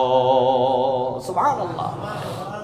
আল্লাহ বলছেন এই দয়া তোমাদের জন্য, আল্লাহর পক্ষ থেকে দেওয়া দায়িত্ব, আল্লাহর পক্ষ থেকে দেওয়া নিয়ামত। আপনার অন্তরে যদি দয়া না থাকে, আপনার অন্তরে কিচ্ছু নাই। আমরা অনেক ক্ষেত্রে দয়াদ্র হই, কিন্তু আমরা আমাদের চুজ করে করে কার জন্য দয়া করবো আর কার জন্য দয়া করব না এটা হিসাব করি। আল্লাহ বলছেন এই রমাদান তোমাকে দয়ার শিক্ষা দেয়। আল্লাহ বলছেন সাবাকাত রহমাতি আলা গদাবি, আমি আল্লাহ নিজের রাগও আছে, নিজের রহমতও আছে, কিন্তু আমার রহমতকে আমার আযাবের উপরে আমি বিজয়ী করে দিয়েছি। সুবহানাল্লাহ। আল্লাহ রহমতকে আযাবের উপরে বিজয়ী করছেন কাদের জন্য? যাদের দিলে দয়া আছে তাদের জন্য। বলেন তো ভাই, এই রমাদানে সবার শেষে ঘুমায় কে? সবার আগে উঠে কে? আমরা কখনো হিসাব করলাম না। আমার মা আপনার মা, আপনার স্ত্রী আমার স্ত্রী, আপনার বোন আমার বোন, সবার শেষে ঘুমায়। আপনি এশার নামাজ পড়ে এসেছেন, খেয়েছেন, দিয়েছেন, শুয়ে পড়েছেন, সেইগুলা পরিষ্কার করে সবগুলা ক্লিন করে তারপরে সে শুতে গেছে। শুতে শুতে সবার শেষ, সবার আগে উঠেছে কে? অ্যালার্ম দেওয়া আছে তার ঘড়িতে, উঠেছে, আবার খাবার রেডি করছে, আবার খাবার গরম করছে, খাবার রান্না করছে, সবগুলা ডাইনিং টেবিলে দিছে। দেওয়ার পর আমরা ভিআইপি মুডে উঠলাম, উঠার পরে আমরা একটুখানি খেতে বসে গেলাম। খেতে বসে টসে আমরা খাওয়া দাওয়া শেষ করে হাত ধুইয়া টেবিল থেকে পর্যন্ত ওই প্লেটটা উঠাই না, চলে গেলাম আমরা নামাজের জন্য। সে সবগুলো এগুলা গুছায়া রেখে টেখে গুছায়া ফ্রিজিং করে ডাইনিং টেবিল পরিষ্কার করে এরপরে বেচারি একটু সালাত আদায় করতে গেছে। আমি তো এরপরে ঘুমাই আছি, চাকরিতে যাব, বাকরিতে যাব, অথবা না থাকলে দীর্ঘ ঘুম। কিন্তু উনার বাড়িতে যদি দুগ্ধপোষ্য শিশু থাকে, ছোট শিশু থাকে, তাহলে আবার সবার আগে উনি উঠছে, কেননা সবাই রোজা আছে, তারে আবার খাওয়ানো লাগবে। এরপরে ওই বাচ্চার খাওয়ানো, তারপরে আবার সন্ধ্যা রাত্রের রান্না, আবার ইফতার রান্না, আবার তার জন্য শেষ রাত্রের রান্না। আমি তো মাগরিবের নামাজ পড়ে আসলাম, আসার পরে চিন্তা করছি সারা দিন রোজা ছিলাম, একটু ক্লান্তিতে গা এলায় দিয়া আমি একটু মোবাইলে ফেসবুক দেখতেছি, একটু ইউটিউব দেখতেছি, একটু টিভিতে খেলা দেখতেছি, আর উনি আবার আপনার আমার জন্য এসার পরের খাবার রান্না করতেছে। আপনি একটু হিসাব করেন, সবার থেকে বেশি কষ্ট করে আপনার আমার মা, আপনার আমার স্ত্রী। তাদের জন্য আমার ন্যূনতম কোনো দয়া নাই, ফিলিংস নাই, কৃতজ্ঞতা নাই। বউ, থ্যাংক ইউ, তুমি এত সুন্দর একটা উপস্থাপন করেছো খাবার আমাদের জন্য, বউ তোমার প্রতি কৃতজ্ঞতা। চিন্তা করছে নাউজুবিল্লাহ, নিজের বউর আবার থ্যাংক ইউ দেয় কেমনে? এটা লজ্জা শরমের বিষয় আছে তো না ভাই? কেমনে? আল্লাহ রাসূল সাল্লাল্লাহু আলাইহি ওয়াসাল্লাম বলছে মাল্লাম ইয়াশকুরিন নাস লাম ইয়াশকুরিল্লাহ। আপনি যদি বান্দার কৃতজ্ঞ না হন, আপনি আল্লাহর কৃতজ্ঞই হতে পারেন নাই। আপনি তাদের কোনো কাজ দেখতেই পান না, এটা তো ওদেরই কাজ, এটা করবে না তো কি করবে? শায়েখ আহমদুল্লাহর একটা কথা আমার দিলের মধ্যে লাগছে, আমি সব সময় এটা বলি। শায়েখ এটা খুব সুন্দর করে বলেন, এই আর বাপ মায়ের বাড়িতে রান্না বাড়া শিখছে, এর বাপের টাকায় বাপের খাওয়ায়, রান্না করে খাওয়ায় আপনারে। এর বাপ মায়ের টাকায় পড়ালেখা শিখছে, অক্ষর শিখেছে, জ্ঞান শিখেছে, পড়ালেখা করায় আপনার সন্তানরে। ঘর গুছানো, কাপড় কাচা এর মায়ের কাছে শিখছে, এর বাড়িতে, এর বাপের টাকায়, আর আপনার বাড়িতে এসে এই সার্ভিস দেয়। আর আপনি ন্যূনতম কৃতজ্ঞতায় তাকে একটু থ্যাংক ইউ বলেন না, তার এই কাজগুলোকে অ্যাপ্রিসিয়েটও করেন না। আপনি চিন্তা করেন না বান্দি নিয়ে আইছি, করবে না মানে? এত করার দায়িত্ব এইটা এত সহজ নয়। যার দিলের মধ্যে দয়া নাই, কৃতজ্ঞতা নাই, আবার স্ত্রীর স্বামীর প্রতি কৃতজ্ঞতা থাকতে হবে। আপনি মনে করছেন আপনি তো কিছুই করেন না, সারাদিন বাইরে থাকেন, এই বেচারি তো কামাই করে, এই বেচারি রুজি করে, এই বেচারি রুজি করে বলে তোমাদের মুখে হাসি ফুটানোর জন্য রাত দিন এই পরিশ্রম করে, তার যেই কাজ করতে খুব ভালো লাগে এরকম নয়। স্বামীর এটার প্রতি তার কৃতজ্ঞতা আছে, স্বামীর প্রতি তার সন্তুষ্টি আছে, স্বামীর এই কাজের প্রতি তার মহব্বত আছে, এবং স্ত্রীর প্রতি মহব্বত আছে। ওয়াজআলনা বাইনাকুম মাওয়াদ্দাতাও ওয়া রাহমা, আল্লাহ বলছেন এইটার নাম ভালোবাসা। রমাদান এই মুয়াসাত শিখায়, এই ভালোবাসা শিখায়। আপনি মনে করছেন স্ত্রী কিছুই করে না, স্ত্রী মনে করছে স্বামী কিছুই করে না, দুইজনই আবার রোজাদার। আপনার রোজা কসু, আপনার রোজা কি 100 টাকা কেজি, তাও এত সস্তা মনে করেন না। এটাও এই কচু দিয়েও আর উদাহরণ দেওয়া যাবে না। এটাতে কি বলতে হবে আল্লাহ জানে, কেবল আমার জানা নেই। কিন্তু আমাদেরকে হিসাব শিখতে হবে, দয়াদ্র হতে হবে। পারবো ইনশাআল্লাহ? স্ত্রীকে যাই আজকে ধন্যবাদ দিতে পারবেন তো? বলবেন বেগুনি বানাইছো, লবণ টবণ কিছু ঠিক নাকি, ধন্যবাদ কিলাকিলি নাকি?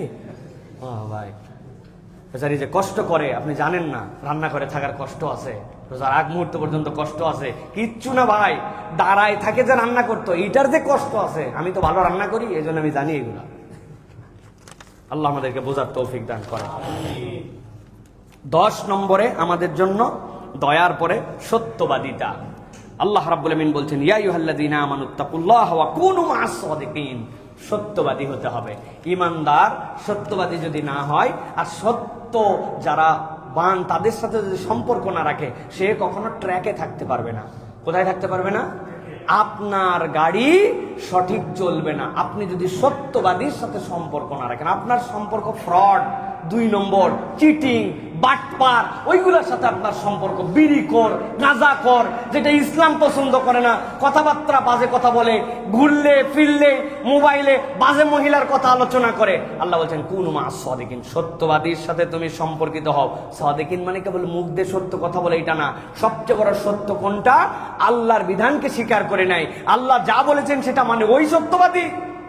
দুনিয়াতে অনেক সত্যবাদী আপনি দেখতে পাবেন, নামাজ কালাম কিচ্ছু নেই, এই সত্যবাদী সেই সত্যবাদী নয়, ওটা পার্ট অফ সত্যবাদী। আর মূল সত্যবাদীকে, যে আল্লাহ এবং আল্লাহর বিধানকে মেনে নিছে, সে হচ্ছে সত্যায়ন করেছে। অতএব প্রিয় ভাইয়েরা, বাজে মানুষের সাথে ঘুরবো, বাজে সংস্রব বাদ দেই নাই। আবার আমি মনে করতেছি আমি সিয়ামকারী, আমার সিয়াম হচ্ছে না। প্রিয় ভাইয়েরা, সিয়াম আমাকে শেখাচ্ছে যে আপনাকে সত্যবাদীর সাথে সম্পর্কশীল হতে হবে। পারবো তো ইনশাআল্লাহ? আমরা এই ক্ষেত্রেও চালাক আছি। আমরা বলি হুজুর দুনিয়াটার অবস্থা বড়ই খারাপ, ভালো মানুষ আর নাই। আরে আফসোস মুরব্বী, ভালো মানুষ আর নাই। আমি বললাম চাচা ভালো মানুষ নাই বুঝলাম, কিন্তু আপনি ভালো হলে সমস্যা কোথায়? আপনি ভালো হলে তো আমি আপনারে খুঁজে পাই একজন ভালো মানুষ। নিজে ভালো হবে না, কিন্তু সারাদিন আফসোস, না আগে অনেক ভালো ছিল দিন দুনিয়া, এখন আর ভালো নাই। আছে না এরকম? এটা একটা ভণ্ডামো। আপনি নিজে ভালো হই, আমি নিজে ভালো হই, তাহলেই তো আরেকজন ভালো মানুষ খুঁজে পায়। আপনি খালি ভালো মানুষ খুঁজেন কেন? নিজে ভালো হতে মন চায় না কেন আপনার? আল্লাহ আমাদেরকে নিজেদেরকে ভালো হওয়ার তৌফিক দান করেন। 11 নম্বর, লজ্জা। ইমানদারদের জীবনের অন্যতম শ্রেষ্ঠ একটা গুণাগুণ। আল্লাহ রাব্বুল আমিন বলছেন, কুল্লিল মুমিনিনা ইয়াগুদ্দু মিন আবসারিহিম ওয়া ইয়াহফাযু ফুরুজাহুম যালিকা আযকা লাহুম ইন্নাল্লাহা খাবীরুম বিমা ইয়াসনাউন। আল্লাহ বলছেন ইমানদারদেরকে দায়িত্ব দিলাম, চোখগুলো নামায় ফেলো আর তোমার লজ্জাস্থানকে হেফাজত করো। আল্লাহ বলছেন তুমি যদি এই 2টা কাজ করো, রব্বুল আলামিন বলতেছেন তোমাদের জন্য আল্লাহর পক্ষ থেকে নিয়ামত। অর্থাৎ ইমানদারের চরিত্র হবে লজ্জাশীল হওয়া। নারী কেবল পর্দা করবে এইটুকুই নয়, বরং একজন পুরুষের জন্য লজ্জাশীল হয়ে তার চোখের পর্দা আছে কিনা, আছে কিনা? আপনি বলতেছেন এলাকাটা একদম নষ্ট হয়ে গেল, আমি মোড়ের উপরে দাঁড়ায় দেখলাম প্রায় 20টা মেয়ে গেছে, এর মধ্যে 18টা মেয়েরই বুকে পর্দা, বুকে কাপড় নাই। উনি কত বড় আল্লাহর ওলি, চিন্তা করছেন আপনি? 20 মহিলার 18 জনের বুকে কাপড় নাই, উনি মোড়ের মধ্যে দাঁড়ায় গুনছে। তা আপনার এই চোখের পর্দা কই গেল ভাই? আমার মতো এরকম ঠোঁট কাটা করে কোদাল মার্কা আপনাকে কেউ বলবে না ভাই, আমি বোঝানোর জন্য আপনাকে এটা বলতেছি প্রিয় ভাইয়েরা। এই জন্য আমাদের নিজেদেরকে লজ্জাশীল হতে হবে প্রিয় ভাইয়েরা। লজ্জাশীল যদি না হয় আমরা বড় বিপদ। এই ক্ষেত্রে বড় বেশি বিষয় আছে। সেটি কি? যেমন খুশি আমি তেমন চলতে পারি, আমার শরীর আমার মতো চলতে পারি। একদল বেরোইছে না ভাই এরকম কথাবার্তা বলালো, হ্যাঁ আমার বিড়ি আমি খাইতে পারি, কোথায় খাবো আর কোথায় না খাবো তুমি বলার কে, তাই না প্রিয় ভাইরা? এটা কখনো সমাজ হতে পারে না। আপনি যদি এরকম কথাই বলেন, তাহলে ইফটিজিং শব্দটাই তো আগে বাদ দেওয়া দরকার। মহিলা স্কুলের সামনে কোনো একটা ছেলে মন চাইছে তার, সে ল্যাংটা হয়ে দাঁড়ায় থাকলো, আপনি কি বারণ করতে পারবেন? অবশ্যই পারবেন। বলবেন না এটা তোমার ভদ্রতা নয়, এটা তোমার শালীনতা নয়, এটা একটা সমাজ। সমাজ মানে কি? আমরা সামাজিক জীব মানে কি? একজন আরেকজনের প্রতি নির্ভরশীল। কুত্তা সামাজিক জীব নয়। কুত্তা টেনশন করতে হয় না যে আমি পাত্র যেটাই খাবো ওটা চীনামাটির হবে না প্লাস্টিকের হবে, আমার পাত্রটা ভীমবার দিয়ে পরিষ্কার করা হবে নাকি অপরিষ্কার হবে, কুত্তার এই চিন্তা নাই। কিন্তু আপনার আমার চিন্তা আছে, আমার পাত্রটা আমাকে খেতে হবে, কিন্তু আমি পাত্র বানাতে পারি না। আরেকজন বানাতে পারে, যে পাত্রওয়ালা ও চিন্তা করে আমি নয় পাত্র বানাতে পারি, কিন্তু আমি তো আমার গায়ের জামা বানাতে পারি না, আরেকজন বানাতে পারে। একজন আরেকজনের প্রতি নির্ভরশীল।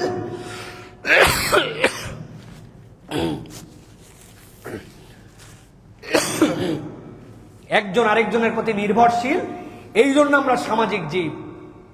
এখন আপনি সামাজিক জীব হয়ে আপনি বলবেন আমি যেমন ইচ্ছা তেমন চলতে পারি, আমার ইচ্ছা আমি সম্পাদন করতে পারি, এটা কখনো সামাজিক জীবের দাবি হতে পারে না। এটা কাদের জন্য হতে পারে? যারা উশৃঙ্খল, যারা এই সমাজকে, এই সমাজের তাহজিব তামাদ্দুনকে প্রায়োরিটি দেয় না, এরা হচ্ছে সেই দল। এরকম একটি দল আমাদের সমাজে এখন প্রভাব বিস্তার করে অন্য কোনো দিক দিয়ে তো আর ফসফাস করতে পারতেছে না, এখন অল্প একটু ফুটা পাইলেই ওই দিক দিয়ে একটুখানি বিষ বাইর করার চেষ্টা করতেছে। আছে কিনা ভাই? আর কথায় কথায় মুসলমানদেরকে, ইসলামিস্টদেরকে তারা নানানভাবে কটু কথা বলে, নানানভাবে আমাদেরকে ব্যাকডেটেড বলে। আমরা বলি ভাই আমরা ব্যাকডেটেড, কিন্তু কোন পর্যন্ত? আমরা 1450 বছর আগে নবী যেখান থেকে আপডেট করে আমাদেরকে ক্লিক করেছেন ওইখান থেকে আমরা আপডেট। আর তুমি যে আপডেট হিসাব করতেছো ওই আপডেট এই কয়েকদিন আগেও, এই 1850-এর আগেও নারীর অধিকার আমেরিকার মতো জায়গাতেও ছিল না, সম্পদের অধিকার ছিল না। আর আমরা বেশি আপডেট না, তবে আমরা 1450 বছর আগে আমার নবী ওয়ারিসনামা নির্ধারণ করে গেছে। তোমার ভ্রূণ হত্যা, অমুক হত্যার ক্ষেত্রে তুমি কেবল বলতেছো, আর আমার আল্লাহ নারীদের ইজ্জত দিয়ে 1450 বছর আগে ওইটাকে হারাম করে দিয়ে গেছেন।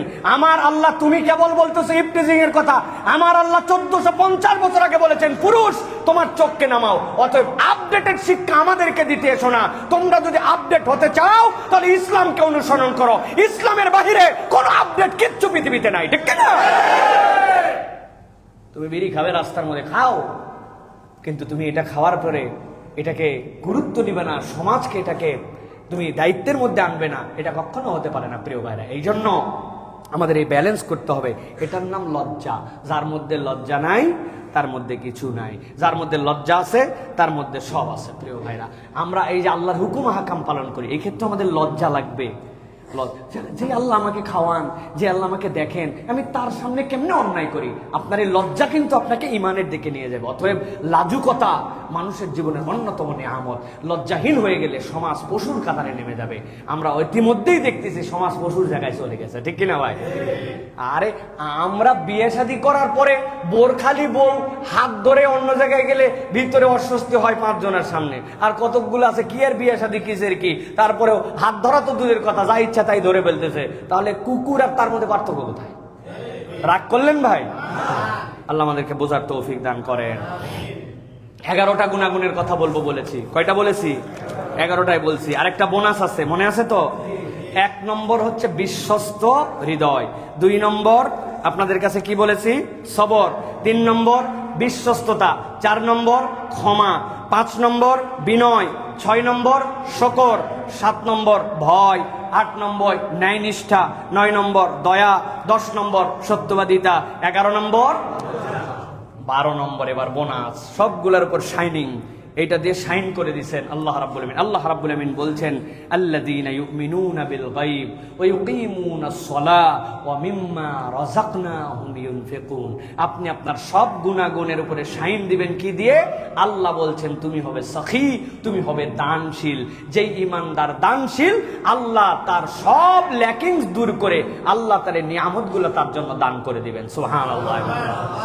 আল্লাহ রাব্বুল আমিন বলছেন الذين ينفقون أموالهم بالليل والنهار سرا وعلانية فلهم أجرهم عند ربهم ولا خوف عليهم ولا هم يحزنون।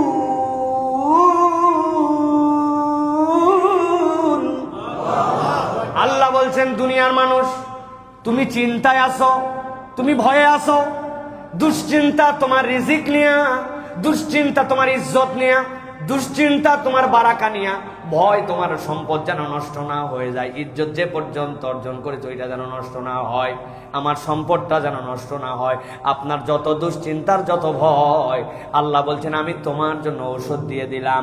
যেই মানুষেরা দিনে রাতে গোপনে প্রকাশ্যে সচ্ছলতা অসচ্ছলতায় দান করে, আল্লাহ বলছেন ফালা খাউফুন আলাইহিম ওয়ালা হুম ইয়াহজানুন, আমি আল্লাহ জিম্মাদার হলাম দুনিয়া আখিরাতে, তাদের কোনো ভয়ও নাই, তাদের কোনো দুশ্চিন্তাও নাই। সুবহানাল্লাহ, এক ঔষধে সব সেরে যাবে। আমাদের হকাররা বিক্রি করে না, যারা উঠলে বসতে পারেন না, বসলে উঠতে পারেন না, মাজায় ব্যথা টনটন করে, বাপরে মারে বলে চিল্লাচিল্লি করেন, একাত থেকে ওকাত থেকে, দূরে বাবা রে বাবা, পেটের পীড়া, মাথার ব্যথা, মাথাই খারাপ, এক ঔষধ সব আপনার জন্য ক্লিয়ার। এই যে আপনাকে সব ক্লিয়ার, আল্লাহ বলতেছেন আল্লাযীনা ইউনফিকুনা আমওয়ালাহুম, যারা দান করে দিনে রাতে প্রকাশ্যে গোপনে সচ্ছলতায় অসচ্ছলতায়, এক ওষুধে সব কাজ। আল্লাহ বলছেন তোমার কোনো দুশ্চিন্তাও নাই, তোমার কোনো ভয়ও নাই, সব দেখার দায়িত্ব আমার। আমরা কৃপণ, হার কৃপণ। এই জন্য আমি রমাদানে বলবো, কেউ ফিরবে না খালি হাতে। এই রমাদানে আপনার প্ল্যান হবে এটা, আপনার কাছে সবসময় খুচরা টাকা, সবসময় আপনার প্রস্তুতিতে আপনার কাছে থাকবে। কেউ একজন চাইছে আম্মা সাইলা ফালা তানহার, কি জন্য চাইছে, কেন চাইছে, কি দিব না দিব, নানান কথাবার্তা। নো, আমার দেখার সুযোগ নাই, আমার কাছে চাইছে আমি দিয়ে দিছি। শুধুমাত্র মাদকাসক্ত, শুধুমাত্র নেশাখোর প্রমাণিত যদি হয় তাহলে আমি একে দিব না। তাছাড়া যে চাইছে আমার কোনোভাবে মিস নাই, আমার পকেটে 10 টাকা খুচরা আছে, 5 টাকা আছে, পকেটে আছে, টাকা আছে, যেমনে হোক চাইছে দিয়ে দিছি। আল্লাহ রাব্বুল আলামিন বলছেন আমার বান্দা যখন ছোট ছোট করে দেয়, আমি আল্লাহ তখন তাকে থোক থোক থোক থোক করে দেই। অর্থাৎ আল্লাহর কাছ থেকে পেতে হইলে আল্লাহ রাব্বুল আলামিনের জন্য দিতে হবে। আমরা যদি এই কয়টি গুণাগুণ আমাদের জীবনে নিতে পারি, ইনশাআল্লাহ আল্লাহ রাব্বুল আলামিন দুনিয়া আখিরাতকে সুন্দর করে, আমাদের রমাদানকে অপূর্ব করে আমাদেরকে জান্নাতের জন্য নিয়ে নেবেন। বলেন আল্লাহুম্মা আমিন। আল্লাহ আমাদের সকলের এই কথাগুলি শুনে আমল করার তৌফিক দান করেন। ওয়া মা তৌফিক ইল্লা বিল্লাহ।